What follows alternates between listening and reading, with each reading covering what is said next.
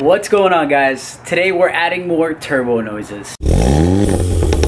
But before we can do that, I actually have to run over to Home Depot because I need to get a small tool bag that I can keep in my car with a few other things. The kit that I got from Harbor Freight that has a bunch of tools, I think it's like 130 piece, is actually really good. Most of the things that I need are on there.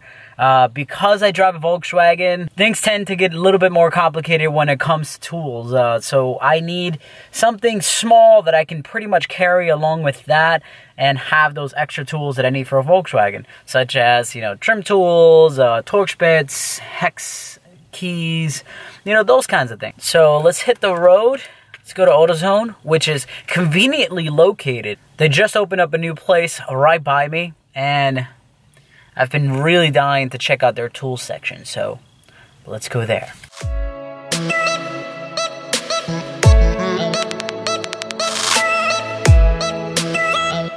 Pretty much have two options here. I can get this one for $9, or I can get this one for 14, and it has a magnetic thingamajigger.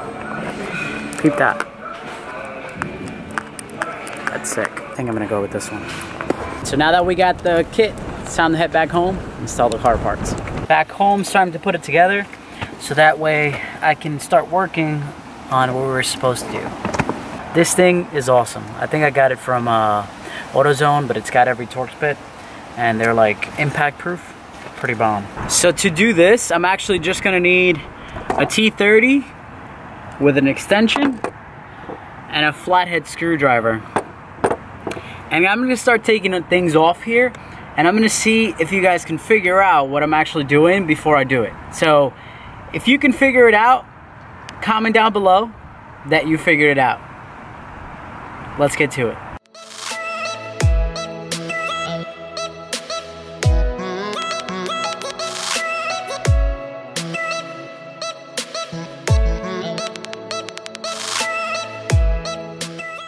Now, if you guessed it and you didn't put it down below, then it doesn't count. But what we're taking off today is the turbo inlet pipe.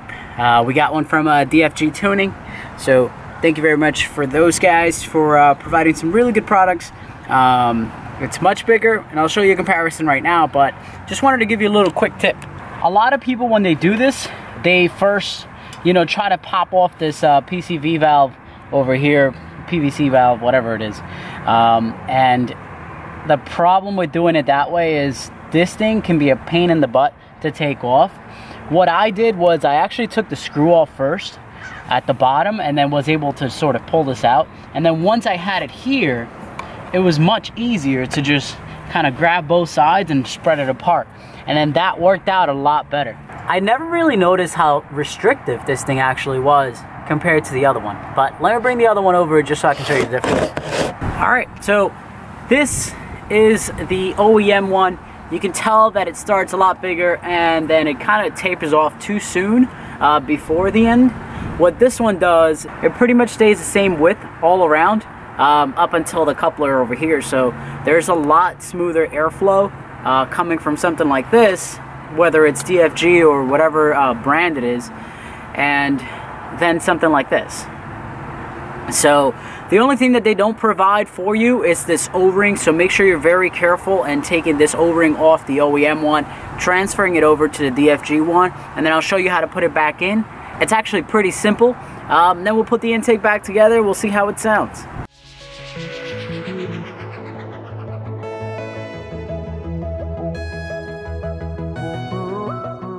Now, when putting this back in here, what you want to do is actually angle it out this way, put it in, and then twist it back so that way the screw lines up. So we'll get to doing that down here real quick.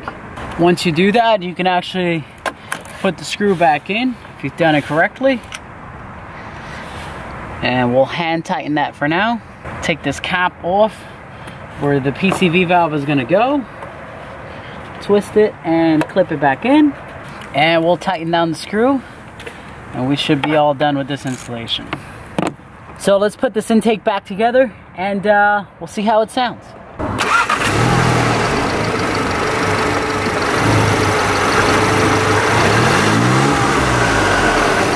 Hope you guys enjoyed that little video, guys. Thank you very much for watching. If you liked the video, consider subscribing. See you in the next one. Peace out.